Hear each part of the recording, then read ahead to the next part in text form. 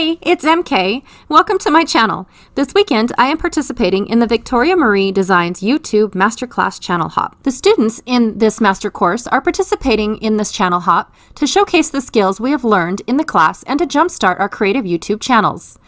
After the video, please be sure to check out my fellow masterclass students. Their YouTube channels are listed in the description box below. And don't forget to please subscribe to our channels. We appreciate the support. Thank you so much for joining. Before I jumped into the tutorial on how I made these using my scraps, I wanted to take the time to show you how I store my scraps, which I think help with the process. First thing I wanted to explain was that it took me several years to realize that within my organization, I actually organize my scraps. And it wasn't until about 6 years ago that I decided to exclusively start sorting my scraps in this manner. Okay, and the first thing that I want to do is show you guys my cardstock. Now I have 3 different ways that I store my cardstock scraps, and most of that is because it's, as I'm looking around trying to figure out what I'm trying to say, most of that is because within this pack at one point in time, this is how I was sorting all of my scraps. So for every color, I was sorting my scraps in the manner that I'm about ready to show you, and I sort them in 3 different ways. The first one is with the parent cardstock. I call this the parent cardstock because it's in its whole entirety. I store anything that is larger than a 3x3. So if it is 3 inches by 3 inches or larger, it goes back in with its parent cardstock. Part of the reasoning that is because I scrapbook that way. So that is the smallest size photo that I would reach for. And then if I had a 3x3 photo mat, then it's perfect for me to just trim an 1/8 inch off 2 to 4 sides of my 3x3 and have a perfect photo mat, and I don't have to cut any more cardstock. I started out scrapbooking using cardstock exclusively. Now that was back in the day before all these stores started back in the 90s. The stores sold not very good papers, none of that stuff.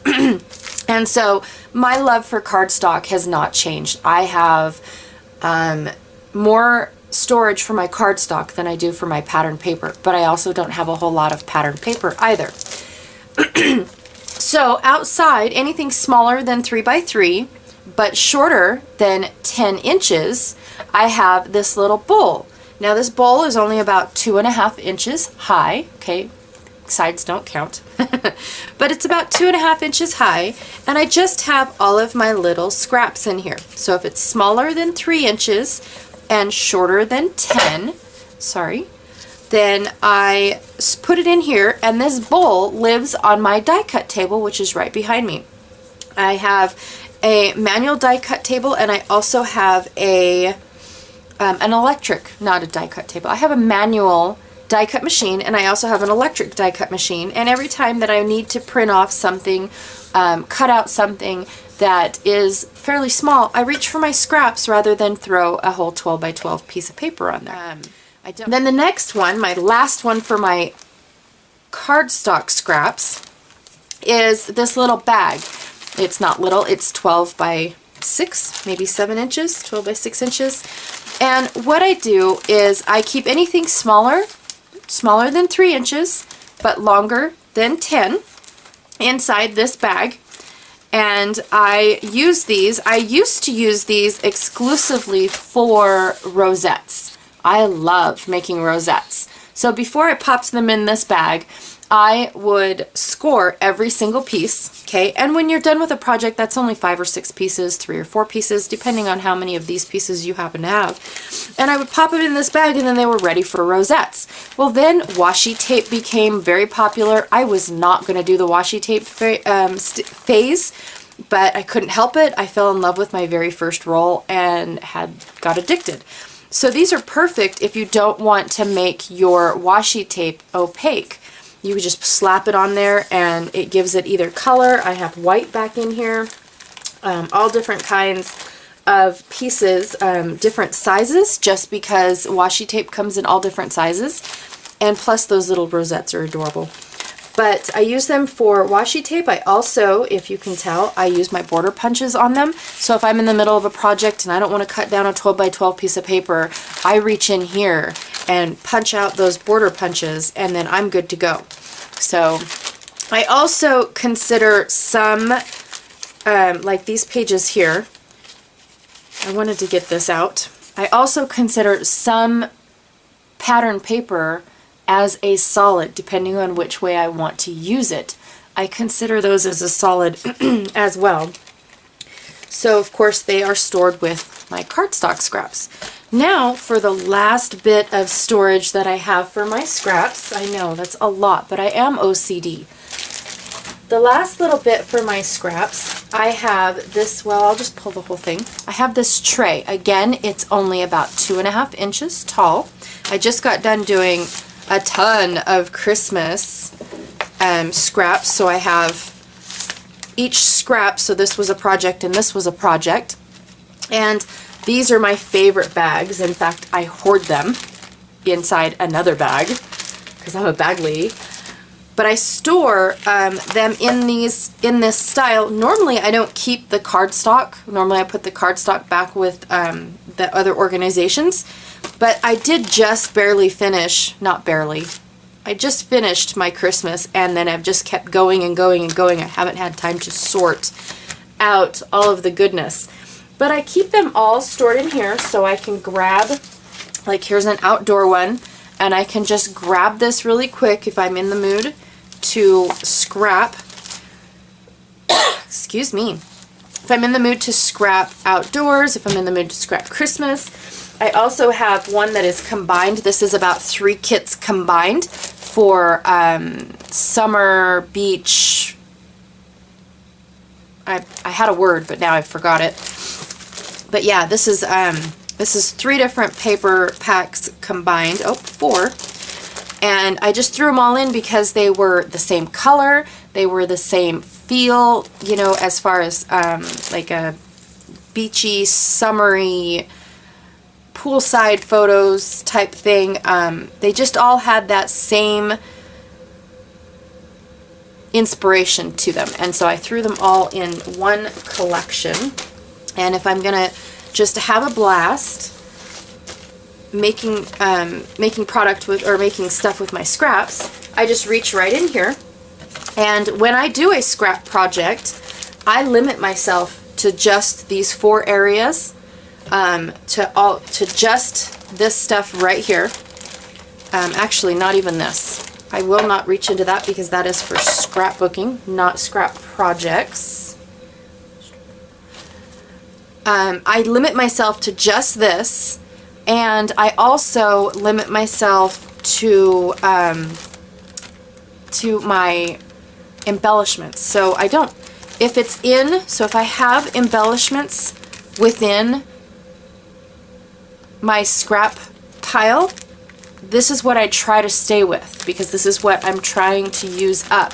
However, if I'm going with something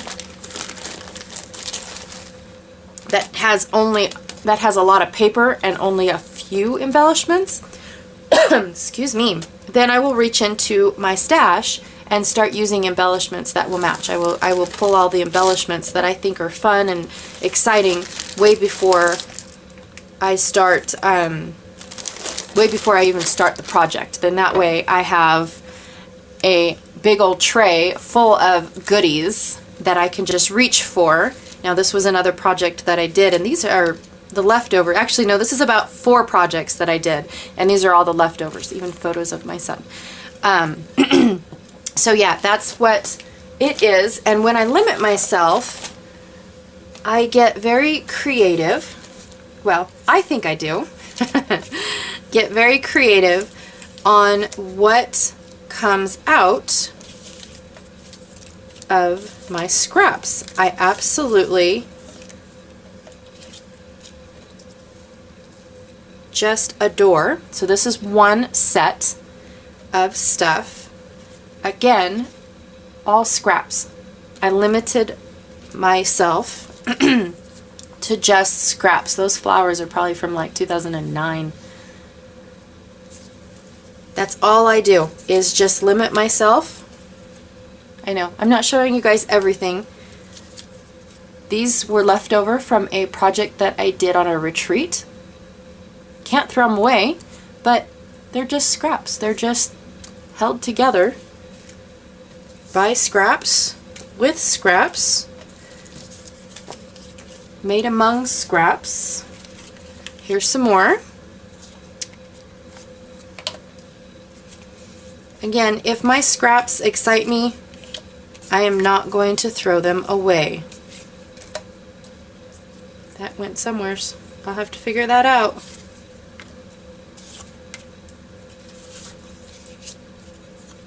There's no glue on it, so I wonder if it was just stuck in there. So these are my scraps. That one's sideways. So again, lots of scraps. Now I'm not going to show you the close-up of these because I do have a video planned where I put these ones together. I forgot to turn my camera on for the Valentine one. However, I do make these ones for you guys. Just a little come back and see me type thing, right? And then of course, I'm getting ready to go on a retreat. And so I thought I would pull out my scraps again and do some very cute little embellishments for the girls. I pulled out my rosettes and made a ton of rosettes. I cut all of the seaweed from my little scrap bowl from here. Cut all of my seaweed.